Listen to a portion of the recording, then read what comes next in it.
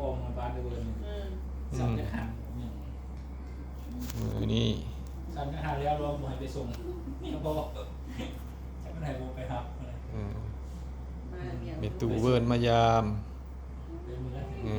พ่อสิหน่อยค้างตาเป็น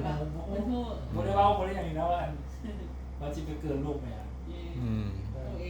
แล้วเราก็ยังขี่รถจักรมาห้ามเอาอีกขี่รถจักรมาห้ามเราไปเกินลูก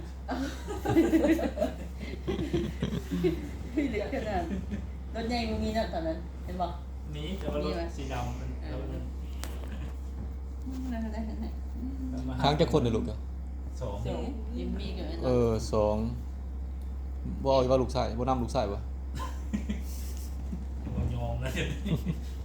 หนึ่งน้อยหนึ่งบ่ได้เลยเป็นยังไม่มีแต่เงินเดียวมันเอวคนละคนเดียวมันเอวโอ้ย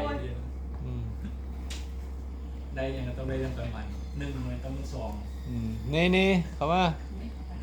ใครจะมีลูกมีหลานไหนที่เสือหนึ่งโอ้ยหลานเป็นบ้านเป็นเมืองอีกเจ้าจะกระเต็มคือกันเอาไว้ให้สะอาดเบิ่งเวลาใหญ่ขึ้นแล้วตอนนี้วันที่เท่าไหร่วะมื้อนี้น่ายิ้มวันที่28เดือน8ถามมาเบิ่งมันยิ้มงามๆมันนะ2024มันยิ้มงามๆมันนะนอนเลยดิตรวจเวิร์นตอนสะอาดอายุ15 ปี15 เดือน15 มื้อบ่ลูกตรวจเวิร์นดิสิซ้ำเลยยิ้มโกงตานบ่โกงตานไปปลูกต้นมะตาลเนี่ยเพราะว่า37 ปีแล้วออกมาได้กินว่านี่จักปีแล้วนี่หั่นฮะนี่จักปีละ2 ปี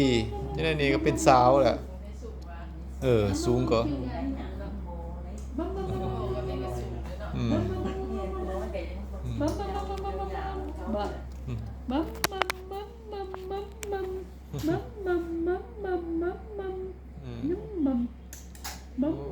บางคนสิได้ล้านสาวอยู่แล้วนี่มื้อนี้ล้านสาวว่าล้านชายเนาะบ่จริงเนาะ